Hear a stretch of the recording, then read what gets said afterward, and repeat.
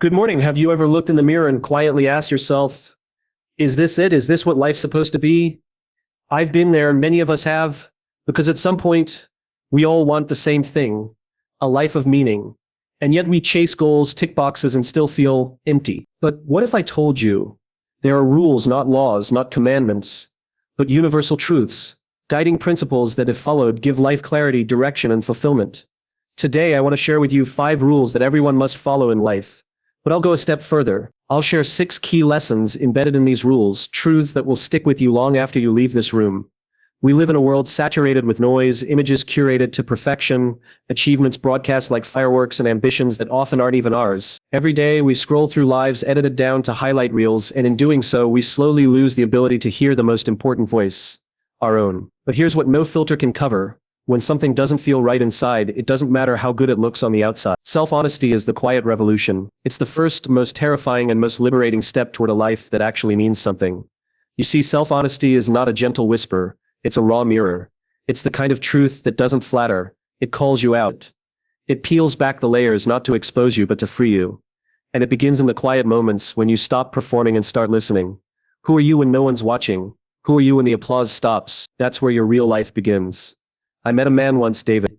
He had the perfect resume. 15 years of corporate success, a corner office, and a LinkedIn profile full of titles that screamed achievement. But beneath that polished image was someone suffocating. Every promotion took him further from himself, and one day he turned in his resignation, left behind the suit, the salary, the skyline view, and opened a bicycle shop. Just like that. People said he was reckless, irresponsible, even foolish. But when I spoke with him, he said something I'll never forget. For the first time, I feel free. That's not madness. That's what alignment feels like. That's what happens when you choose honesty over expectation. But here's the thing, David, it's not unique. We all know what it feels like to live out of alignment, to wake up and dread the day ahead, to feel disconnected from our own choice, to chase goals that once impressed us, but no longer inspire us. And yet, we stay. Why? Because the truth is uncomfortable. Because being honest with ourselves means admitting that we might have been wrong, that maybe we've wasted time, that maybe the ladder we've been climbing is leaning against the wrong wall. But that discomfort is a gift. It's the first spark of freedom. It's your soul knocking on the inside, begging you to stop pretending. You can't fake fulfillment. You can fake enthusiasm. You can put on the smile, do the dance, play the part. But deep inside, you know, and that gnawing feeling, that quiet, persistent ache, is truth trying to find its way out. Self-honesty is not a one-time event. It's a practice. It's waking up every day and asking, am I proud of the life I'm building? Am I chasing what matters to me, or what looks good from the outside? We have to stop glorifying perfection and start honoring truth, because perfection isolates, but truth connects. You ever notice that the people you're drawn to are rarely the ones who have it all together? They're the ones who are real, vulnerable, honest. It's their courage that inspires us, not their polish. We need more courage like that. We need more people who are brave enough to say, this isn't working, even when everything on the surface says it should be. We need people who are willing to walk away from what's comfortable to step into what's true. That kind of honesty changes lives, not just your own, but the lives of everyone you touch. Because when you live honestly, you give permission to others to do the same. You become a lighthouse in a world full of illusions. This isn't easy. It's messy. It's painful. It means confronting fears, letting go of identities you've outgrown, and risking the disapproval of others. But it also means coming home to yourself. It means waking up with a sense of peace that no paycheck can provide. It means building a life that fits, instead of one that just looks good in photos. Too many people die with regrets, not because they didn't succeed, but because they were never honest about what success really meant to them. Don't be one of them. Don't wait for a breakdown or a burnout, or a crisis to force you into honesty. Start now. Listen to your gut. Follow the tug. Question what you've accepted, and have the guts to change direction if the one you're on isn't taking you where your heart wants to go. Because here's the truth. The world doesn't need more perfect people. It needs more honest ones. People who are willing to admit they're scared, that they're lost, that they want more, that they want different. Honesty like that is contagious. It creates space for real conversations, for real connections, for real lives. So strip it all back. Ask the hard questions. Be brave enough to face the answers. Because on the other side of that is something you can't fake: freedom. The kind of freedom that comes from knowing you are exactly where you're supposed to be. Because you chose it. Because you said yes not to what was expected, but to what was real. This is how revolutions start, quietly, internally, one brutally honest moment at a time. The masks come off, the truth rises up, and slowly the life you were meant to live begins to unfold, not because it was easy, but because you were real, because you were honest, because you finally chose you. If self-honesty is the foundation, then purpose truly is the blueprint. It's the deep root that keeps us steady when everything else is in motion. It's what separates those who simply exist from those who live with conviction. You see it in the people who refuse to quit when others would have walked away. You feel it in the quiet strength of someone who has been through hell. Not because they enjoyed the pain, but because their purpose made the suffering meaningful. That kind of resilience doesn't come from ambition. It comes from alignment. Alignment with something far deeper than a job description, or a list of goals, or a LinkedIn profile. It comes from knowing your why.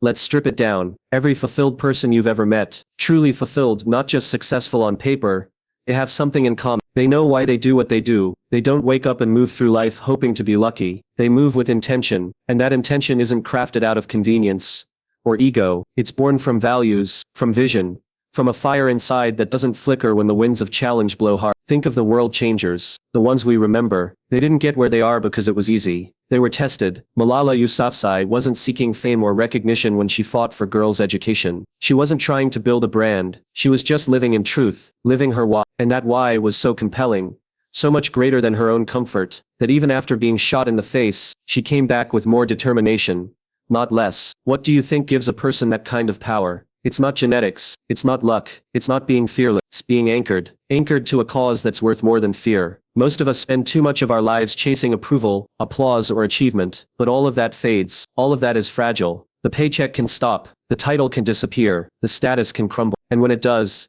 if that's all you had, what's left? That's why your why matters more than anything else. It's the only thing that can't be taken from you. It's yours. It's your internal compass. It's your sense of direction when the lights go out. When you know your why, decisions become clearer, distractions become noise. You stop saying yes to things just to be liked. You stop chasing things just to be busy. You start protecting your energy. You start building a life that makes sense, not just to others but to you. You say no to good things, because you're making space for the right things. You stop negotiating with your purpose, and here's the truth that many people never confront. Your why will be tested. Life will not applaud your purpose. In fact, it will challenge it. Storms will come. People will leave. Doubt will sneak in. But if your why is strong enough, you'll remain rooted. Like a tree in a hurricane.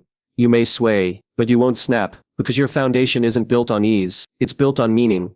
We live in a world where it's easy to be distracted, easy to drift, easy to follow someone else's path, and wonder why we still feel empty. But fulfillment doesn't come from imitation. It comes from alignment. It comes from asking yourself, why am I here? What drives me when no one's watching? What would I fight for, even if it cost me? What would I stand for, even if it meant standing alone? You don't need to be famous or extraordinary to have a powerful why. You just need to be honest, brutally honest, not with the world, with yourself. What breaks your heart? What lights you up? What injustice keeps you awake? What dream won't let go of you? That's where your why lives. In the quiet moments, in the pulse beneath your fear, in the truth you're sometimes scared to speak. Your why is not a trend. It's not a hashtag. It's not something to decorate your bio. It's something to live by, something to protect. Because once you find it, the world will try to pull you away from it. Not out of malice, just out of noise. Life gets loud, and in that noise, it's easy to forget what really matters. That's why you must protect your purpose. Not in theory, but in practice. Guard, revisit it. Remind yourself of it when you're tired,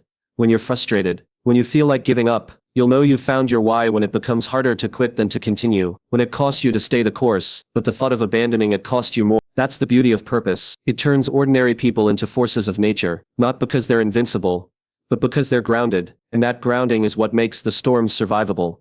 So if you've ever felt lost, it's not because you lack ambition, it's because you haven't clarified your why. If you've ever felt exhausted doing things that seem successful but don't feel satisfying, it's because your soul is craving alignment, not achievement. You were not built to hustle endlessly. You were built to matter, to create, to impact. And that only happens when what you do is connected to why you do it. Start asking the harder questions. Strip away the fluff. Go deeper. What's your why? And once you find it, don't just admire it. Don't just frame it. Live it.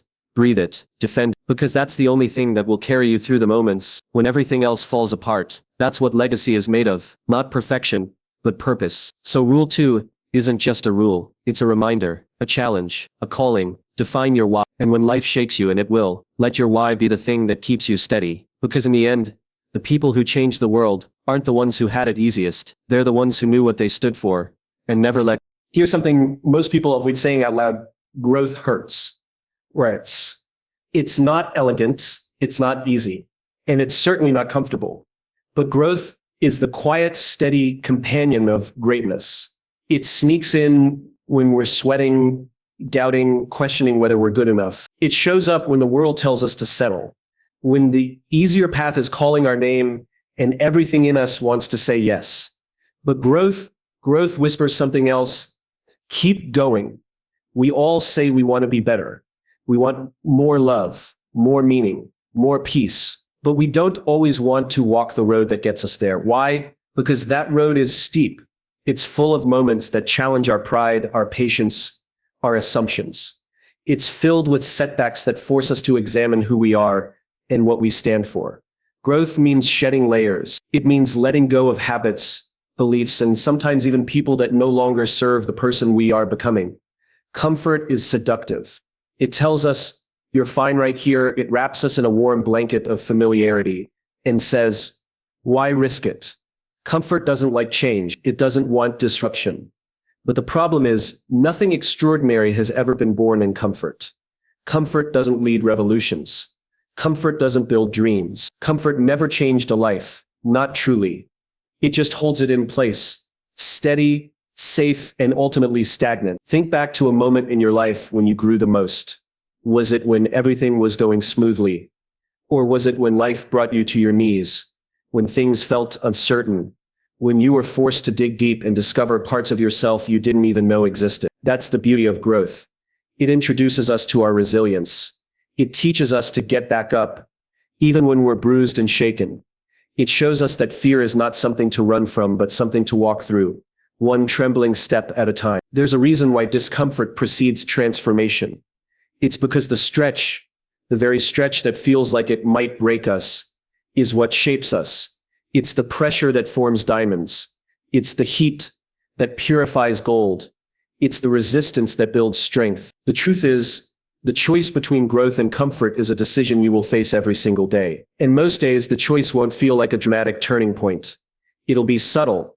It'll be the decision to speak up in a meeting when your voice is shaken. It'll be choosing to forgive someone who hurt you, even when your pride begs you not to. It'll be staying up late to work on your craft instead of binging another show. These moments don't come with trumpets.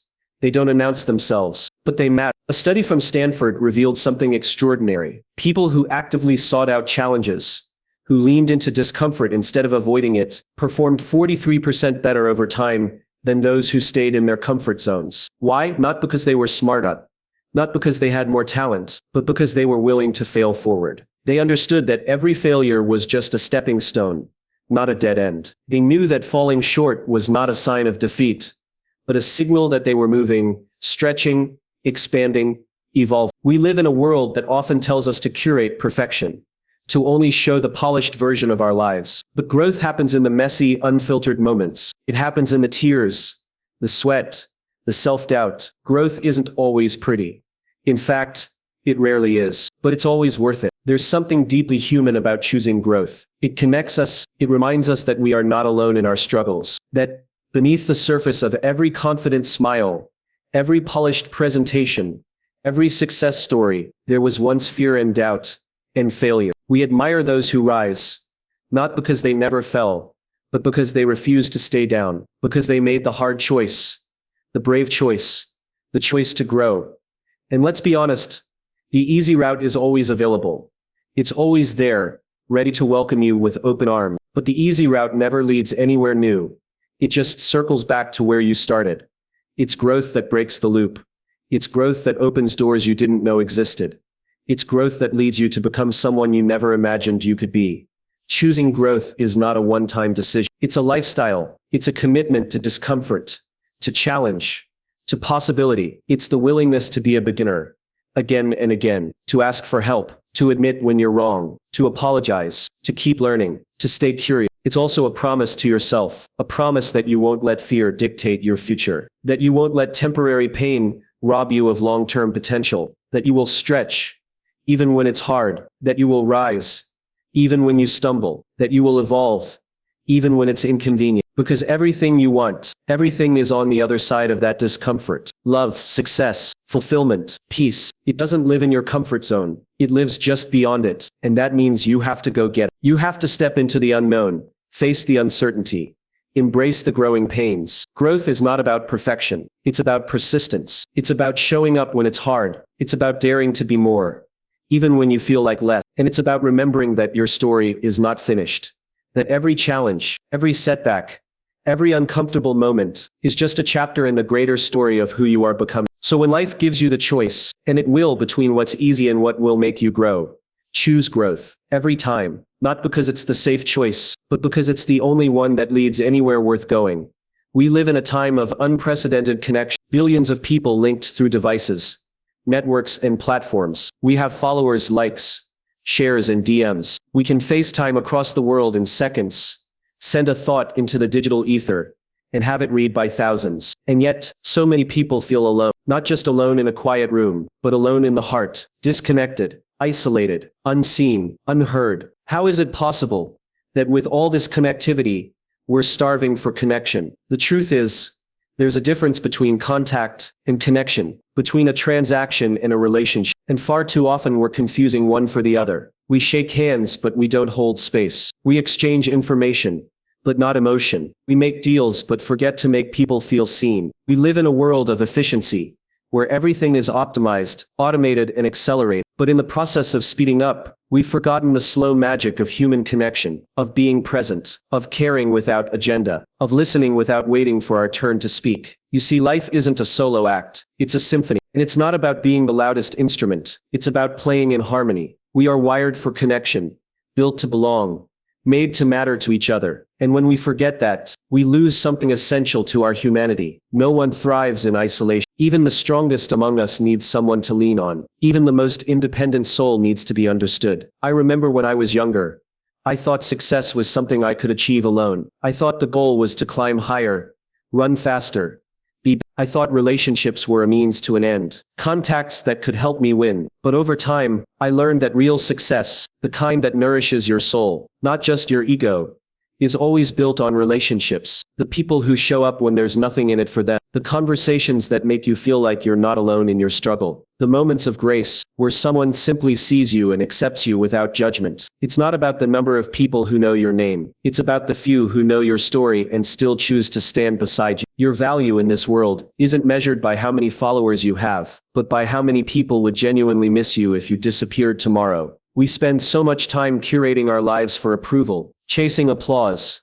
building networks, but what we really need to build is trust. What we really need to grow is love. My grandmother used to say, people won't remember what you did, but they'll never forget how you made them feel. And she was right. You can close the biggest deal, win the biggest prize, get the loudest applause.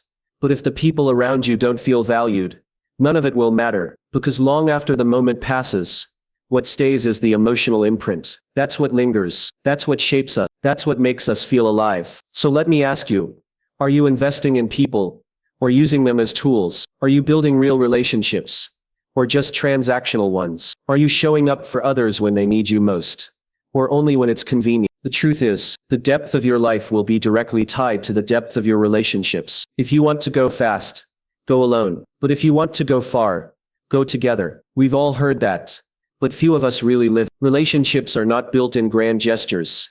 They're built in small moments of presence, in choosing to call instead of text, in making time when it's inconvenient, in remembering the little things that matter, in saying I'm here, and meaning. They're built when we stop treating people like stepping stones, and start treating them like sacred beings. Be the kind of friend that makes others feel safe. Be the kind of leader who sees potential before it's proven. Be the kind of partner who listens not to fix, but to understand. Be the kind of stranger who smiles without needing a reason. It doesn't take a lot to change someone's day. A kind word, a genuine compliment, a moment of empathy. These things ripple. These things echo. These things matter. Imagine a world where we all chose to leave people better than we found them. Where our default wasn't judgment, but curiosity. Where our first instinct wasn't to impress, but to connect. That kind of world doesn't start with governments or systems.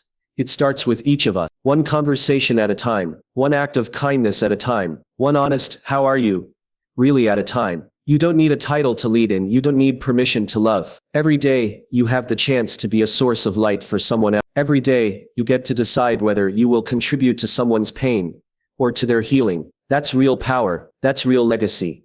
So if you remember nothing else today, remember this. Invest in people, not for what they can do for you, but for who they are. Because at the end of the day, it's not the awards on your wall, or the money in your bank that will matter. It's the lives you touched, the hearts you softened, the souls you lifted. Build relationships, not transactions, and watch how everything changes. Imagine for a moment a world where every person wakes up not with the question, what can I get today? But instead, who can I serve today? What kind of world would that be? What kind of companies would we build? What kind of leaders would we follow? What kind of legacy would we leave behind? We've been taught to chase, to hustle, to accumulate, to climb the ladder faster than the person next to us. We're told to grab opportunities, to secure the bag, to make sure we're seen, we're heard, we're known. And somehow we've equated all of that with success. But somewhere along the way, we've confused being impressive with being impactful. We've mixed up visibility with value. But life, real life, doesn't respond to what you demand. It responds to what you contribute. True leadership doesn't begin with ambition. It begins with intention. And that intention must be to serve. Because the ones who leave the biggest marks on this world aren't the ones who shout the loudest. They're the ones who lift others up. Quietly, steadily, unconditionally. Think about it. There's a reason why a soldier can stand rigid in the rain, hand to forehead, eyes brimming with tears, saluting a flag that represents more than just a nation. It represents sacrifice, brotherhood, a commitment to something greater than themselves. They didn't sign up to get famous. They didn't show up to make headlines. They served, not because they had to, but because they believed in something bigger. That's the power of service. It calls us to rise above ourselves. It forces us to consider that maybe our purpose isn't to build empires of success, but bridges of significance. Maybe the goal isn't to reach the top alone, but to make sure others come with us. We celebrate the teacher who spends her nights not on Netflix, not scrolling, but hunched over a pile of papers. She knows she might never get a thank you, might never get recognized at a ceremony, but she does it anyway. Why? Because she knows she's not just shaping lessons. She's shaping lives. And that's what service looks like. Showing up, giving fully even when no one's watching. Especially when no one's watching. Some of the most extraordinary people you'll ever meet will never make it to the cover of a magazine. But they show up when it counts.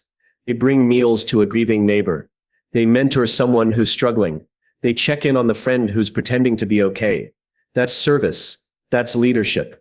You don't have to wear a badge or hold a title to lead.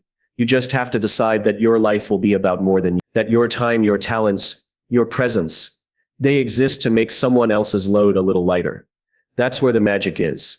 It's easy to get caught up in the noise, the metrics, the accolades, the idea that you're only as valuable as your latest achievement. But impact is never measured by what you collect. It's measured by what you give away. Serve before you seek. Because when you serve, you see people differently. You see their pain, their potential, their humanity. You stop sizing people up based on what they can do for you, and you start asking, what can I do for them? That shift changes everything. It transforms relationships. It deepens purpose. It fuels compassion. And most of all, it reminds you that your life isn't a solo performance. It's a symphony of connection. Look, the truth is you will be remembered. One way or another, but you get to choose what people remember you for. They may forget your job title. They may forget your resume, but they will never forget how you made them feel. And those moments, they're almost always born out of service. We live in a world that's desperate for connection, for meaning, for hope. And those things don't come from status. They come from someone looking you in the eye and saying, I've got you. You matter. You have that power. Not someday. Today. You want to change your community. Start by helping someone who can never repay you. You want to be a better leader. Learn to listen without fixing. Show up without expecting. Love without agenda. You want your life to matter. Make it about others. There's nothing weak about service. It is the fiercest act of strength. Because it says, even when I have the right to take, I choose to give. And that's not just inspiring. That's revolutionary. So yes, build your dreams. Chase your goal, but anchor them in something deeper than self-interest. Because no matter how high you climb, if you're not lifting others while you rise, you're not really going anywhere that counts. The world doesn't need more achievers. It needs more givers, more encouragers, more people who understand that fulfillment doesn't come from standing on a pedestal. It comes from stooping down to serve. Rule 5 isn't just a suggestion. It's a call to live differently, to love boldly, to lead with heart. Serve before you seek. Because when you do, you don't just change someone else's life. you change your own. And in that you'll find a joy, a purpose, a power that no amount of getting could ever deliver. That's the kind of life worth living. That's the kind of legacy worth leaving. Imagine reaching the top of the mountain. Your mountain. You've worked, sacrificed, pushed harder than anyone else. You've checked every box, the title, the recognition, the wealth, the net. And yet when the noise fades, when you're finally alone with your own thoughts, there's a silence that doesn't comfort. It confronts. That's the moment you begin to understand. Success is not the same as significance. Success is seductive. It offers validation. It offers praise.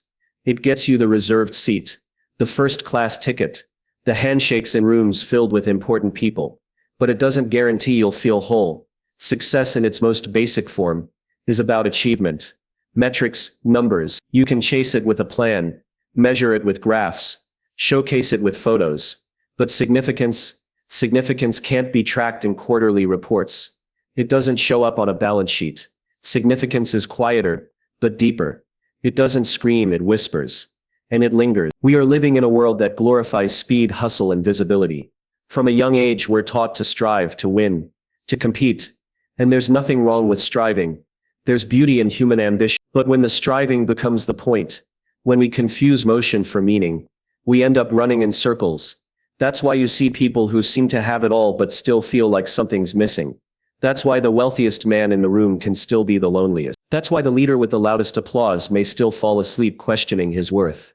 Because success answers the question, what have I done? But significance answers, who have I become? There's a story behind every fulfilled person. And it's not always a story of perfect victories. It's a story of showing up. It's the teacher who stays after school to help a child find their confidence. It's the nurse who holds the hand of a scared patient when the family can't be there. It's the friend who listens without judging. The parent who keeps loving through the mess. These people may never go viral. They may never trend, but their lives are rich in ways that can't be monetized. They are significant. Significance requires presence. It demands that we stop just doing and start being. Being honest, being generous, being aware, being brave enough to live a life of values. In a world that rewards surface-level wins, we've gotten so used to performing that we've forgotten how to be present. But people remember present. They remember how you made them feel, not how many awards you won. It's easy to think that significance is reserved for the special few, for those who start foundations or write best-selling books. But it's available to everyone. It starts with asking better questions. Not how can I get ahead, but how can I serve? Not what can I build for me, but what can I build that will outlast me? Not how many followers do I have, but how many people do I genuinely impact? When you shift your focus from being impressive to being impactful, everything changes. The pressure to constantly prove yourself lessens. You begin to see people not as competitors, but as companions. You stop waiting for permission to make a difference, because you realize significance isn't about scale. It's about sincerity. It's about choosing to matter even when no one's watching. And here's the irony. Those who chase significance often find success, but those who only chase success often lose both. Because significance creates roots. It gives you something unshakable. When the market crashes, when the job ends, when the applause fades, significance stays. It's found in the relationships you've built, the trust you've earned, the love you've given. We've got it backwards. We chase goals thinking they will bring us meaning. But meaning is not the destination. It's the way. It's found in the quiet moments when you choose integrity over gain, when you choose compassion over convenience, when you choose to live aligned with your values, even when it costs you something, especially when it costs you something. The most powerful people I've met aren't the loudest. They don't walk into rooms needing to be seen. They walk into rooms looking for who needs to be seen. They're grounded, confident, not because they've built empires, but because they've built lives of purpose. They know that legacy isn't something you leave behind. It's something you live into every single day. Significance is not a destination you stumble into when you retire or when your kids are grown. It's not waiting for you at the end of a successful career. It's found in the daily choices you make to show up with heart, to speak truth even when it's hard, to lift others up when it would be easier to pass by. It's built in the consistency of care. This is your invitation, not to stop striving, but to strive for more than just metrics, to strive for meaning, to wake up every day and ask, who am I becoming? And then to live into the answer. To remember that every time you choose to show up, not for applause, but for purpose. You are building a life that matters. The world needs more people who live like that. Not because they'll be remembered, but because they remembered what matters. So don't just build a resume. Build a legacy. Don't just chase moments of success. Choose a life of significance. Every day, without waiting for permission, without needing the spotlight. Because the people who die with peace in their hearts didn't wait for the perfect moment. They created moments that mattered. They showed up for their values. They lived for meaning. And in doing so, they found something far more lasting than success. They found significance. So here's the compass. Be honest with yourself. Know your why. Choose growth. Build real relationships. Serve first. And never confuse success with significance. These aren't just rules. They are the blueprint for a life that matters. Because at the end of the day, it won't be your titles or trophies that define you. It'll be your truth, your purpose, your impact.